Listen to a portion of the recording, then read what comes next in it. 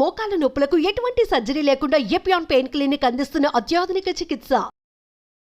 మీ ఆహారం సరిగ్గా లేకపోవటం వల్ల అందరికీ ఏదో ఒక రోగం ఉంది. అది బీపీ కావచ్చు, డయాబెటీస్ కావచ్చు, క్యాన్సర్ కావచ్చు, ట్రైగ్లిజరైడ్స్ కావచ్చు, ఊబకాయం కావచ్చు, నిద్ర రాకపోవటం. సార్ నాకు నిద్ర రావట్లేదు, ట్యాబ్లెట్ తీసుకో. నిద్ర ఎందుకు రావట్లేదంటే అందరికీ ముఖ్యంగా ఈ వెలుతురు ఎక్కువై నిద్ర రావట్లేదు.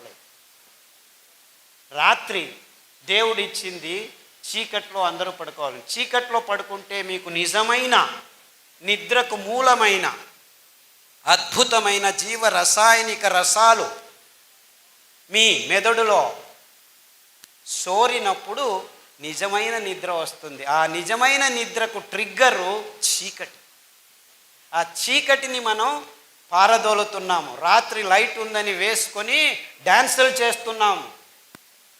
పగలు నిద్రపోతే సరిగ్గా నిద్ర వచ్చినా నిజమైన నిద్రలో మీకేం జరుగుతుందంటే మీ దేహంలో రోగ నిరోధక శక్తి ఉత్పాదనం అవుతుంది. అంటే మీరు అందరూ నిద్రపోతున్నారు కానీ నిజమైన నిద్ర లేదు. ఎందుకంటే మీరు కాఫీలు తాగుతున్నారు, టీలు తాగుతున్నారు, సిగరెట్లు తాగుతున్నారు, ఆల్కహాల్ తాగుతున్నారు, తంబాకు నోట్లో వేసుకుంటున్నారు. ఇవన్నీ దుశ్చటాలు మానవ జాతికి తరతరాలుగా ఈ కంపెనీలు అందజేస్తున్న ఏమిటి ఇది ప్లేట్. ఇంత రాగి పలకం మట్టి కుండలో 20 లీటర్ల కిండలో పెడితే ఆ 20 లీటర్లు రాత్రికి రాత్రి మీకు శుద్ధమైపోయి స్ట్రక్చర్డ్ వాటర్ తయారవుతుంది. ఇలా అందులో ఉన్న వైరాణువులు, బ్యాక్టీరియాలు, కల్మషాలు అన్నీ ప్లేట్ మీదకి వచ్చేస్తాయి. నిజంగా మీరు వైరాణుల నుంచి దూరం ఉండాలంటే రాగి ఫలకము సృజించిన నీళ్లు తప్ప ఇంక ఏ నీళ్లు మీకు అవసరం లేదు, ఏ టెక్నాలజీ అవసరం లేదు. మీరు ఆర్ఓ వాటర్ తీసుకొచ్చినా చివరకు మట్టి కుండలో వేసి ఈ ప్లేట్ పెట్టండి, శుద్ధమవుతుంది. ఆ nano particles, plastic nano particles అన్నిటినీ ఇది పీల్చుకునేస్తుంది. అర్థమవుతుందా? అంటే మీరు చేయాల్సింది ఇంతే. అంటే రేపు నుంచి మీరు రాగి ఫలకము, రాగి బిందె, డబ్బులు ఎక్కువ ఉన్నాయంటే రాగి బిందెలు కొనుక్కోండి. 5,000 10,000 అవుతుంది. ఇది 200 రూపాయలు చాలు. మట్టి కుండలో 20 లీటర్ల మట్టి కుండలో వేస్తే చాలు, అద్భుతమైన నీళ్లు తయారవుతాయి. ఆ నీళ్లతో వంటలు వండుకోండి, ఆ నీళ్లతో తాగండి, ఆ నీళ్లతో స్నానం చేయండి. మీకు అద్భుతమైన ఆరోగ్యం 3 వారాల్లోనే తేడా కనిపిస్తుంది. ఈ ప్లాస్టిక్ పాలు తాగనే వద్దండి. పాలు మనకు అవసరం లేదు. అయ్యో పాలు పర్వాలేదు, కాఫీ టీలు ఎట్లా ఆపు చేసేది? ఆ కాఫీ పడకుంటే గాడినే మొదలు కాదు పొద్దున్న లేస్తే. ఎలాగయ్యా బాబో, కాఫీని ఆపమంటున్నావు పోయి, టీని ఆపమంటున్నావు పోయి. ఎట్లా ఆపేది? ఆపాలనుకున్నా ఆపలేము. టైం అయితే చాలు కాఫీ కాఫీ కాఫీ.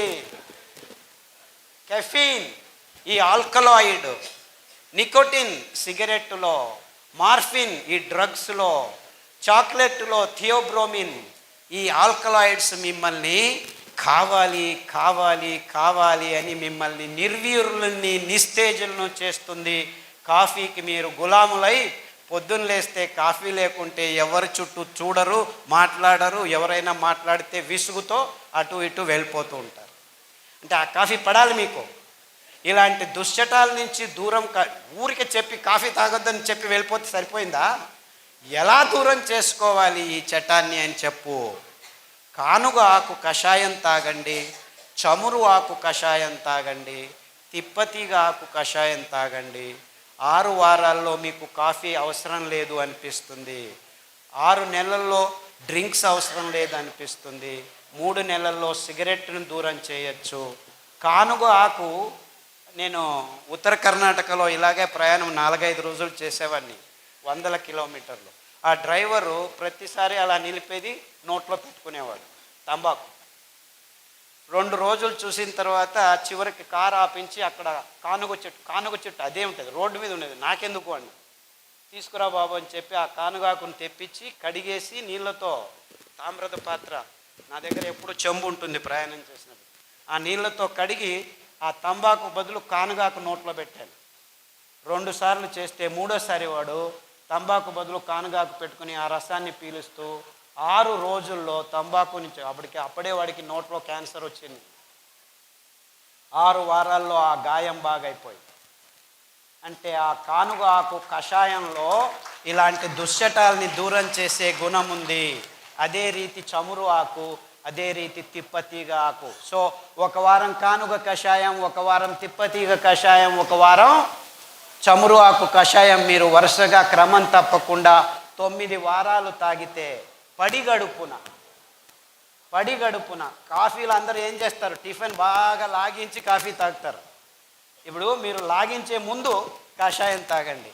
ఎందుకంటే మొత్తం మీ పచననాళంలో అక్కడికక్కడ పీల్చుకొని మీ రక్తంలోకి ఈ అద్భుతమైన పరమాణువులు వెళ్ళి మీ నరాల దౌర్బల్యాన్ని, ఆ నిస్తేజాన్ని, నిర్వీర్యాన్ని మీ దేహం నుంచి దూరం చేయాలంటే ఇంత సింపుల్గా ఉంది సొల్యూషన్. కానీ మీరు ఈ దూరం కావాలి అనేది మీ మనసులోకి రావాలి. ఆ దూరం చేసుకోవాలి అనుకుంటే చాలు, దేవుడు ప్రకృతిలో అద్భుతమైన పదార్థాలను ఇచ్చాడు. మీకు ఆరోగ్యాన్ని ప్రసాదించే అద్భుతమైన కానుగ చెట్టు మన దేశంలో ఎక్కడంటే అక్కడ పెరుగుతుంది. చమురు చెట్టు గింజలు పడేస్తే మీరు చూడకుండానే చమురు చెట్లు పెరుగుతాయి. ఎవరు ఏమి చేయాల్సిన పని లేదు, 1 పైసా ఖర్చు లేదు. తిప్పతీగ తెలుసా మీకు అది ఎలా పెరుగుతుందో? అమృత బల్లి అంటారు దాన్ని. అంటే మీరు అది వద్దు చీ అని పారేసి చించి పడేసి పైన ఆ గోడ మీద కట్టేయండి. ఆ గోడ మీద కట్టండి. 3 వారాల తర్వాత చూడండి, ఇలాంటి భయంకరమైన కాంక్రీట్ ఉన్న రూములో కట్టినా కానీ మీరు ఏమీ చేయకుంటే 3 వారాల్లో అది వేరు వదిలి మెల్లిగా వెళ్ళి మన్నును గర్తించి అక్కడ ఆకు మొదలు పెడుతుంది. అంటే మీరు చచ్చింది అనుకున్న 3 వారాల్లో మళ్ళా జీవాన్ని వస్తుంది. అందుకే దాన్ని అమృత బల్లి అంటారు సంస్కృతంలో. అదే తిప్పతీగ, అది మీకు అమృతంలాగా పనిచేస్తుందన్నమాట. ఆ ఆకు కషాయం అమృత బల్లి. ఈ ఆకుల కషాయాలు మీ దేహంలో నవచైతన్యాన్ని పుట్టిస్తాయి. అలాంటి కోవకు చెందిందే పునర్నవ అని ఇంకొక ఆకు ఉంది. అది తెల్ల గలిజేరు, అటుకు మామిడి ఆకు, ఎర్ర గలిజేరు అని మన వాళ్ళు వైపు ప్రాంతాల్లో పిలుస్తారు. ఆ ఆకు కషాయం తాగితే మీ కిడ్నీలో డయాలసిస్కి వెళ్ళిపోతున్నారు కదా, క్రియాటినిన్లు ఎక్కువయ్యే వాళ్ళందరినీ వరుసగా మళ్ళా క్రియాటినిన్ 1కి తీసుకురావచ్చేదానికి ఈ పునర్నవ కషాయం, కొత్తిమీర కషాయం, రణపాల ఆకు కషాయం మీరు 3 వారాలు 9 రౌండ్లు చేస్తే క్రియాటినిన్ 8, 9 రేపు డయాలసిస్కి పోవాలి అని వచ్చిన వాళ్ళు 100 మంది 1000 మంది నా యూట్యూబ్ లెక్చర్స్ విని క్రియాటినిన్ మళ్ళా 1కి వచ్చింది సార్ నాకు 6 నెలల్లో, అరికలు సామలు తిన్నాము, ఈ కషాయాలు తాగాము అని ఫోన్ల మీద ఫోన్లు చేస్తూ ఉంటే అప్పుడప్పుడు నాకు తలకు కొద్దిగా వెర్రెక్కుతుంది. అబ్బో ఇంత మంచి పనులు చేస్తున్నానా అని. నేనేమీ చేయట్లేదురా పిచ్చోడా, అవి చేసేది ఆ తీగలు, ఆ కషాయాలు, ఆ అరికలు, ఆ సామెలు, వీటన్నిటినీ పుట్టించింది ఆ భగవంతుడు. అద్భుతమైన పదార్థాల్ని ఆయా దేశాల్లో ఆయా జాగాల్లో ఆ నీళ్లకు ఆ మన్నిన రచనకు తగినంత అద్భుతమైన వైవిధ్యమైన పదార్థాల్ని అలా విచ్చలవిడిగా పెంచుతున్నాడు. ఎవరి కోసం? నీ కోసం, నీ చుట్టూ ఉన్న జంతుజాలం కోసం. ఈ అద్భుతమైన చెట్లు తీగలు 100,000 కోట్ల సంవత్సరాల నుంచి ఈ భూమి మీద ఉన్నాయి, పచ్చతనాన్ని కాపాడుకుంటున్నాయి. ఈ జీవజాలానికి ఆహారమే కాదు, ఆరోగ్యం తప్పిపోతే, అనారోగ్యం వస్తే దాని నుంచి బయటపడడానికి కావలసిన 1000 శతకోటి రూపాల్లో మందుల్ని తయారు చేసుకుంటూ, అది సింహం కావచ్చు, పులి కావచ్చు, ఎలుక కావచ్చు, లేకపోతే పాము, విషం అనుకునే ఆ పాము కూడాను కావలసిన ఆరోగ్యాన్ని ఇచ్చే అద్భుతమైన ఈ చెట్ల సంపదని మనం కసిగా కట్టుకొని, నా దగ్గర టెక్నాలజీ ఉంది, ఒక్కరోజు రాత్రే నేను 1000 ఎకరాల అడవుల్ని నాశనం చేయగలను అని చెప్పి నాశనం చేసి అందులో సోయాబీన్ మొక్కను పెంచి దానికి తోడు మొక్కజొన్నను పెంచి రెండింటినీ కలిపి రసాయనిక ప్రచోదక పదార్థాలని మేళవించి పశుగ్రాసం తయారు చేసి 2 నెలల్లో 2 కేజీలు కోళ్ళ మీద మాంసం పడేస్తాను. అది 2 సంవత్సరాలు ఆగటం ఎందుకు? 3 సంవత్సరాలు 300 కేజీలు పడే పంది మీద 3 నెలల్లోనే 300 కేజీలు వచ్చేట్లు చేస్తాను.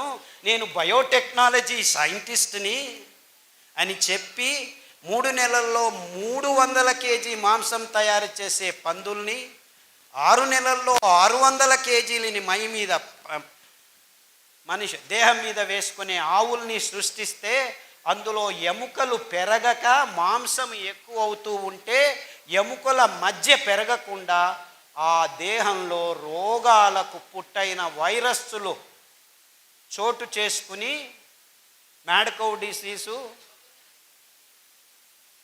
స్వైన్ ఫ్లూ,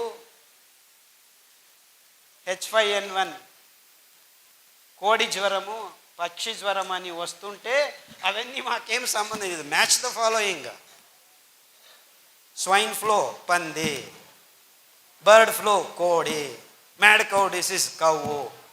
ఇది చిన్న 1వ తరగతి పిల్లోడికి చెప్తే మ్యాచ్ చేస్తాడు. కానీ మాకేమీ తెలియదు, ఇవన్నీ ఎందుకు వస్తున్నాయో తెలియదు. H5N1, ఓ దాన్ని చంపేయండి. ఓ డెంగ్యూ, దోమలను చంపేయండి. నీఫా, గబిలాలను చంపేయండి. రోగం ఎవరికి రా వస్తుండేది? మిమ్మల్ని చంపేద్దామా? సో చంపటంలోనే ఉంది మానవ జాతి. తాను చస్తున్నానని గుర్తించలేకలేని దీనస్థితిలో మానవ జాతి ఉంది. నీకొచ్చింది రోగం, నీ రోగ నిరోధక శక్తి లేచిపోయింది ఈ గడిచిన 40 సంవత్సరాల్లో అని ఏ విజ్ఞాని మీకు చెప్పట్లేదు. రండి, గరిక, తులసి, తిప్పతీగ, బిల్వం, వేప, కానుగ, రావి, ఈ 7 కషాయాలని వరుస క్రమంలో 3 రోజులు లేకపోతే 4 రోజులు తాగండి. 28 రోజులు తాగితే వచ్చే 2 సంవత్సరాలు మీకు డెంగ్యూ లేదు, పంగు లేదు, మలేరియా లేదు, ఏమీ లేదు. నీపా, జుంకా, పుంకా, ఇంకా రోగాల పేర్లు పెట్టుకోండి. మీ రోగ నిరోధక శక్తి 28 రోజుల్లో మీ దేహంలో వచ్చి కూర్చుంటే మీరు చికెన్ గున్యా హాస్పిటల్కి వెళ్ళండి, రోగులు వేల మంది ఉన్న మీకు చికెన్ గున్యా రాదు. డెంగ్యూ ఉన్న హాస్పిటల్కి వెళ్ళండి, మీకు డెంగ్యూ రాదు. స్వైన్ ఫ్లూ ఉన్న హాస్పిటల్కి వెళ్ళండి, స్వైన్ ఫ్లూ రాదు. గ్యారంటీ. నాది కాదు, తిప్పతీగది, వేప ఆకుది, బిల్వమాకుది, రావి ఆకుది. రావి చెట్టు మీరు కషాయం తాగాల్సిన పని లేదురా వెధవల్లారా. రావి చెట్టు చుట్టూ 21 ప్రదక్షిణలు చేయండి, మీ మానసిక రోగాలు కూడా బాగైపోతాయని పురాణాల్లో ఎప్పుడో రాసి పడేశారు. లేదు మేము రియల్ ఎస్టేట్ బిజినెస్ చేసుకోవాలని దేవాలయాల్లో ఉన్న రావి చెట్లను కూడా కట్ చేసి కళ్యాణ మంటపాలు కట్టుకొని బిజినెస్లు చేస్తూ కూర్చుంటున్నాం. రావి చెట్టు అంటే ఎంత అద్భుతమైన అశ్వత్థమర. ఆ రావి చెట్టు, వేప చెట్టు దగ్గర ఉంటే దాని చుట్టూ మీరు 7 ప్రదక్షిణాలు చేస్తే మీ అసమతులనం నాశనం అయిపోతుంది. సో పీసీఓడి ప్రాబ్లము, గర్భకోశ ప్రాబ్లము, స్తనాల్లో ప్రాబ్లము, వీర్యకణాలు లేదు అంటే వెళ్ళండి, ఆ రావి చెట్టు చుట్టూ 21 ప్రదక్షిణాలు చేయండి. 48 రోజుల్లో మీకు సమతులనం వస్తుంది, పీరియడ్స్ సరిపోతాయి, పిల్లలు పుట్టుకుంటే పిల్లలు పుడతారు. 100 మందికి చెప్పాము, 100 మందికి పిల్లలు పుడుతున్నారు. నిన్న వస్తుంటే 30 సంవత్సరాలు వయస్సు ఆవిడకి లేని చోటు లేదు, పోని చోటు లేదు, మిస్క్యారేజ్ మీద మిస్క్యారేజ్ 9 సార్లు అయితే అమెరికాకు వెళ్ళి ఐవీఎఫ్ చేసుకొని వచ్చారు, డబ్బులు ఎక్కువ ఉన్నాయని. ఆ పాప కూడా మిస్క్యారేజ్ అయిపోతే చివరికి ఏమీ చేయలేక దిక్కు తోచక ఉంటే నా లెక్చర్ విని నిజంగా వాళ్ళు రావి చెట్టును వెతుక్కొని కషాయం తాగి దాని చుట్టూ ప్రదక్షిణం చేశాము, మాకు ఇప్పుడు పిల్లోడు పుట్టాడని నిన్ననే ఫోన్ చేశారు. ఇది సైన్సు, ఐవీఎఫ్ సైన్స్ కాదు. ఎందుకంటే కృత్రిమంగా వీర్యకణాల్ని ఎవరిదో ఎక్కడి నుంచో తెచ్చి ఈటేదు వాటేదు అని చేస్తే మీకు వచ్చిన రేషియో 2%. అంటే 100 ఎక్స్పెరిమెంట్లు చేస్తే 3 అవుతుందంట. అది ఒక సైన్సా? పుట్టగొడుగుల్లాగా ఐవీఎఫ్ సెంటర్లు మన ఊర్లలో వస్తున్నాయంటే ఏమిటి? You cannot even have sex properly అని.